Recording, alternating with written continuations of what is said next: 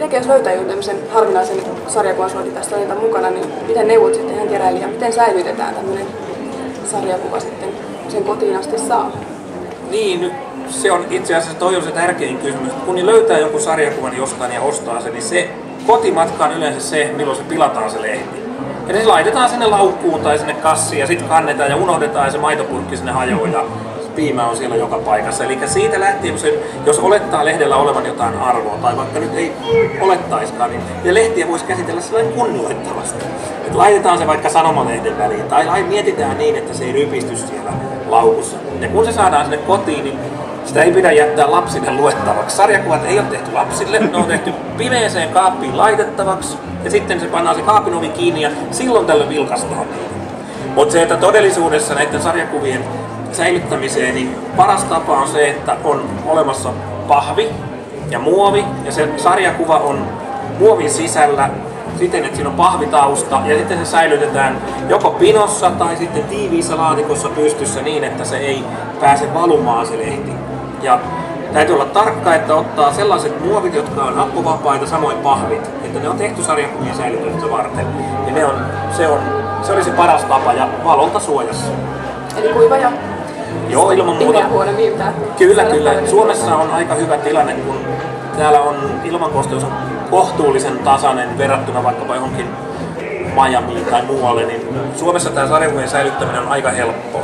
Tuolla muualla nimenomaan näillä kosteilla alueilla se on todella haasteellista, että sitten tarvii olla semmosia mylareita, ne on semmoinen sarjakuvakotelo ja sieltä imetään ikään kuin ilman pois ja se jää ilmatiiviiksi se lehti. Mutta se Amerikan mallin keräily on sitten vielä ihan oma lukunsa, että kun ne on äärimmäisen tarkkoja niistä kunnoista ja ne pisteytetään ne lehdet ja sitten ne sinetöidään ja niitä ei saa koskaan enää avata. Eli se on se idea siitä, että sä et ikinä voi sitä lehteä enää katsoa, niin se vähän ehkä sulkee pois sen ajatuksen, millä mä oon keräilyyn lähtenyt, että se on niin luettavaksi alun perin ollut se lehti. Saa käyttääkin sitten sitä. No, kun varovasti ja harvoin. Kyllä.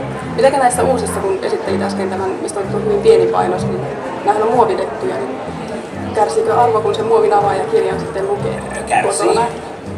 Tämäkin ikävä kyllä, kun tähän on muovit laitettu ympärille ihan sen takia, että se säilyisi hyvänä, niin periaatteessa tätä ei saisi avata. Meillä on yksi kappale liikkeessä, jossa se voi selata. Ja sitten kun se on liikkeessä selattu, niin kyllä se nyt sitten on jo nähty. Tuskin sitä enää tarvii kenenkään toista kertaa nähdä.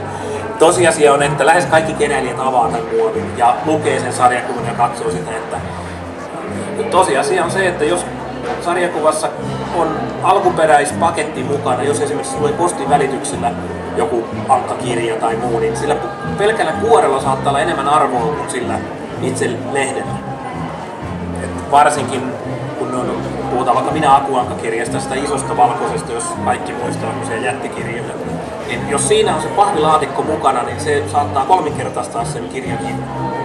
Sitä ei varmaan tullut laitettua talteen siinä vaiheessa. No niitä on aika vähän, että olen itse nähnyt niitä 30 vuoden aikana 3 kappaletta. No niin, eli kannattaa käännellä nyt sitten kirjahyllyjä, jos kotoa löytyy tämän kansien kanssa.